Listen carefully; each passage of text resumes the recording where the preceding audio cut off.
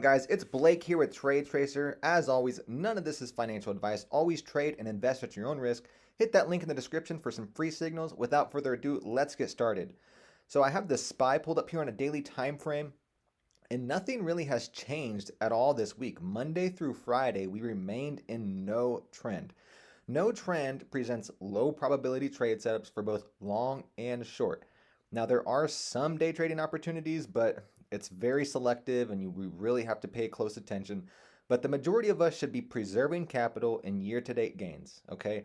I'm pounding the table on cash is a position right now because there's a lot of uncertainty going on. We have an election coming up, we have a stimulus bill on the table, and the reality of it is, nobody knows what's going to play out. Not the market makers, not the people on the trade desk, nobody.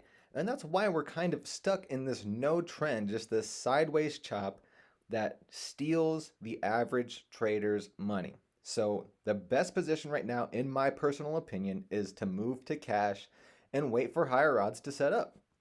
Now, one of the things that I want to go over here is a couple things. So the SPY is actually showing some relative strength as opposed to the Qs. Now the Qs are the NASDAQ essentially, and we can see that, we're still kind of stuck right in this range below the 10 SMA. We still haven't entered a downtrend.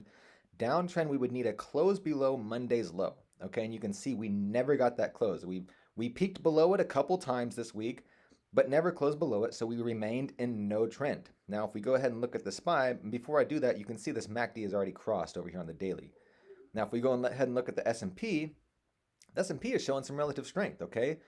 The thing to realize here is one of these is going to be wrong, okay? The Qs look like they want to break down, but the SPY looks like it wants to break to the upside. Now, what are some of the things that we're watching for some keys? Well, I like to watch the shorter time frames, the intermediate, the 4 and the 1 hour. And if you're a member in Telegram, I mentioned one of the positives that we see here is that we are seeing some momentum on the intermediate time frames shifting back to the upside. So this could make for some really great trade setups. You can see right now, it looks like we're breaking above a downtrend. The MACD is starting to curl, and we do have our first close on the 4-hour time frame above the 10 period moving average. That's a very positive sign. Okay, so that's one thing that I'm watching very closely heading into Monday, and that's going to be something that we continue to monitor. But the reality of it is we need to wait for the daily to get back above that 10 SMA. If you're wondering when do you get long this market, you essentially have three areas or three entries according to our rules when you can go ahead and get long, okay? If you're long from a previous uptrend and you're still managing runners, that's one thing. But to add new risk exposure and put on new trades is completely different, especially given the market environment that we're trading in right now. Okay, so our first entry, if we were to get swing long, would be a close above the 10 period moving average. So that's right here. Okay, so if we can get long above that 10 SMA. That's rules to trade. That's rules to engage this trade. Price above the 10 SMA on a closing basis. Now, in order to wait for an uptrend, we need two closes above it. So you can get long somewhere, technically in this area right there. Or if you want to be extremely patient, you can wait for price strength confirmation, which would be above this 354.02. Okay, so anywhere in this range, right? This is where you get long. You get long in here, okay? You're not trying to pick the bottom and get long in here, all right? If you do that, that's a losing man's game. You get long somewhere in this range. Break above 10 SMA. You can get long the uptrend when we have two candles closing above, or you can wait for price strength confirmation above this recent high. So when we get into this box, the odds start to favor the upside. Okay, so right now we're about 50-50, long or short. There's no real edge, right? We're in no trend. The odds are 50-50. When we get above the 10 SMA, the odds go somewhere to around 70-30. When we go into uptrend, right, would be this, this two candles closing above the 10 SMA. The odds go to around 80-20. And then if we get above this price strength confirmation, the odds are very heavily in your favor.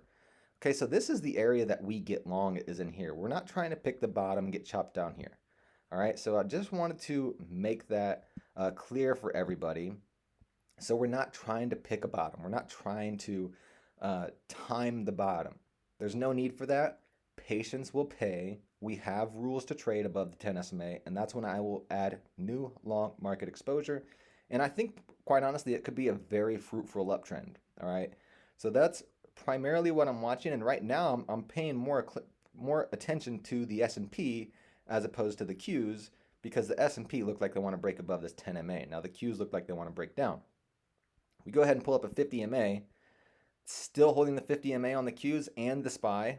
All right, so that's a positive sign. And we also held the anchored VWAP, which if we go ahead and pull that up here, nicely correlates with the 50 MA. And you can see that's essentially where Thursday and Friday bounced, was from this anchored VWAP. Now, what is that? That's from this pivot low. That's the average volume weighted average price. So where the majority of shares have traded.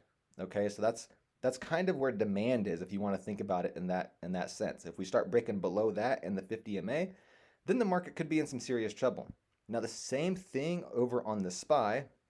You can see held the 50 MA, pushed off it very nicely, and also nicely held that anchored VWAP, which nicely coincides with that 50 MA. So this is some very strong support here. And seeing this makes me lean biased towards the upside, especially when I start looking at the 4-hour. As you guys know, we're already breaking above, right? The 10 MA and breaking above this downtrend. And then if we go look at the hourly or the 65-minute candles, I tend to look at the 65-minute more often. You can see we're bumping right up against this 50 MA on the 65-minute. However, we're still putting in this W pattern. This WV is a very bullish signal with the MACD that's rising. And we haven't really had that ever since we started going into this no trend. All right, so that's what I'm watching for Monday is, can price get back above this 50 MA on the hourly chart? Can we get price above the 10 SMA on the daily? And if that happens, we're going to have some very strong setups heading into the election. All right, so there's going to be some added risk heading into the election this year. We've got the stimulus, we've got seasonality, right? We've got the Santa Claus rally. And I'm not predicting that any of that stuff is going to happen, but we have to keep an open mind for those things to happen, right? I can't get extremely bearish in here and I can't get extremely bullish because right now the odds are about 50-50. It's best to wait for higher odds. Preserve your trading capital. That's your ammunition, okay? You want to protect it like your life depends on it, okay? So protect your capital, protect your year-to-date gains, wait for higher odds, and get long in this area. That's all I got for you guys today. Make sure you like and subscribe. Follow us in Telegram, and I'll see you guys on Monday.